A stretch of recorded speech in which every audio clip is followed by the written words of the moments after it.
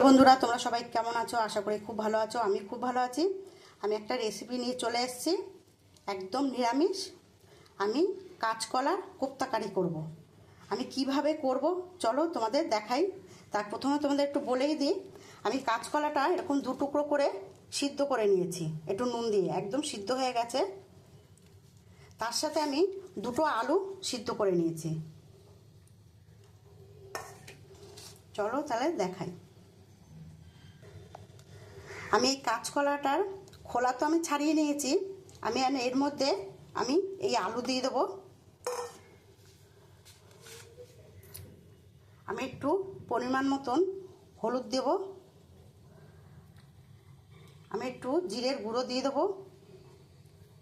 আমি একটু ধনের গুঁড়ো দিয়ে দেবো। আমি পরিমাণ মতন একটু নুন দিয়ে দেবো।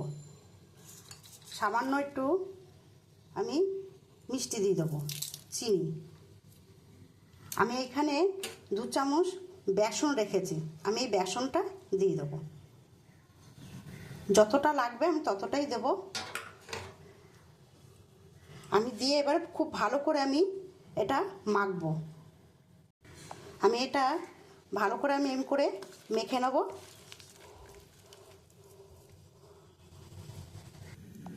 আমি এটা খুব ভালো করে মেখে নিয়েছি। এবার আমার কড়াইয়ের তেলটা গরম হয়ে এসছে, এবার আমি দিয়ে দেব। আমার তেলটা গরম হয়ে গেছে। আমি ঠিক এইরকমভাবে করে নিয়েছি। আমি এবারে তেলে ছেড়ে দেব।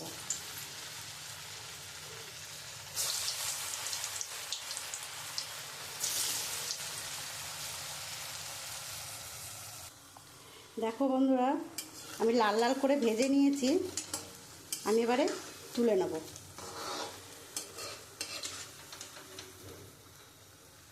আমি এরকমভাবেই প্রত্যেকটা আমি এরকমভাবে ভেজে নেব। আমি এরকম করে তো ভেজেই নেব প্রত্যেকটা। তা চলো তোমাদের মশলাগুলো দেখাই যে আমার কোপ্তা কারির জন্যে কি কি মশলা লাগছে।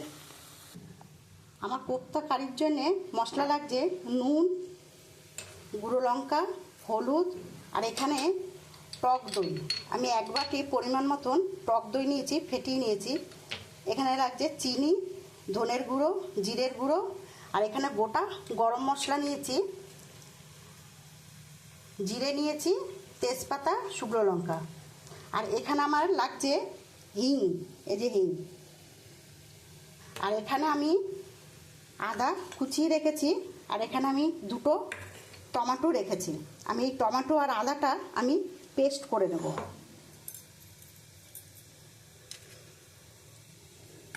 আমি এর মধ্যে দিয়ে দেবো। আমি আদাটাও দিয়ে দেবো। আমি এটা পেস্ট করে নেব।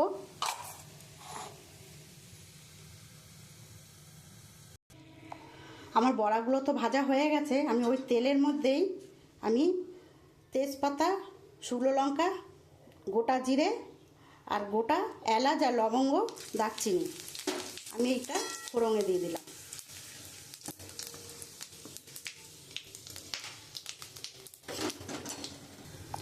আমি এর মধ্যে আমি একটু হিং দিয়ে দিচ্ছি, তো খেতেও খুব ভালো লাগবে, গন্ধটা সুন্দর আসে।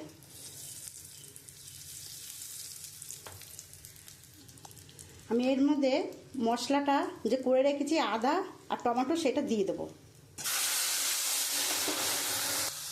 আমি এর মধ্যে আমি নুন দিয়ে দেবো পরিমাণ মতন। আমি হলুদের গুঁড়ো দিয়ে দেবো পরিমাণ মতন। আমি ধনের গুঁড়ো দিয়ে দেবো পরিমাণ মতন। আমি জিরের গুঁড়ো দিয়ে দেবো পরিমাণ মতন। আমি লঙ্কার গুঁড়ো দিয়ে দেবো। যে যেরকম খেতে পছন্দ করে ঝাল সেরকমই দেবে। তা আমি একটু ঝাল খেতে পছন্দ করি, তাই আমি একটু ঝাল করেই করবো একটু। আমি ভালো করে মশলাটা দিয়ে এবার কষিয়ে নিচ্ছি। আমি ওর মধ্যে আমি এই টক দইটা যে ফেটিয়ে রেখেছি আমি টক দইটা দিয়ে দেবো।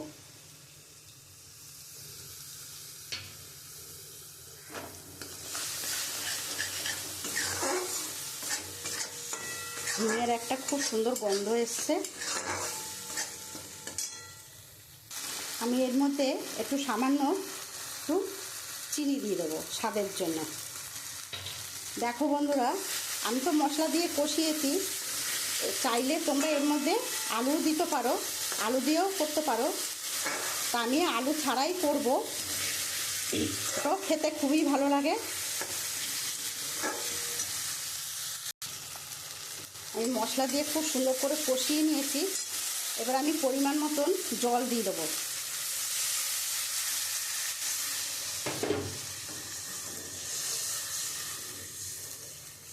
হিঙের একটা খুব সুন্দর একটা গন্ধ বেরিয়েছে। আমি এটা সম্পূর্ণ আলু ছাড়াই করব।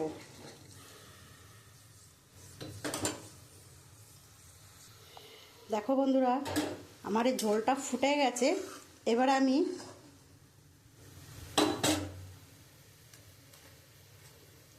এক এক করে আমি দিয়ে দেবো।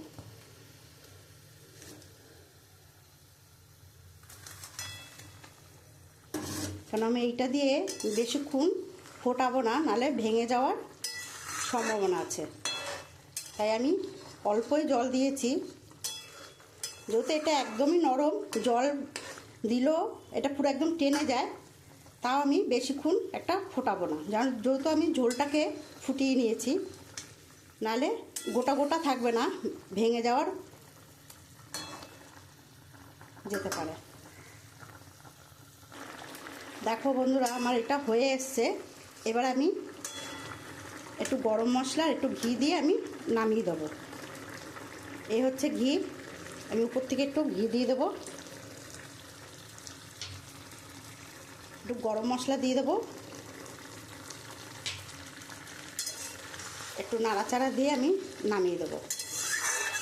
আর প্রত্যেকটা একদম গোটা গোটা আছে, একটু ভাঙেনি, আর খুব সুন্দর একটা গন্ধ বেরিয়েছে। আমার হয়ে গেছে, আমি এবারে নামিয়ে দেবো।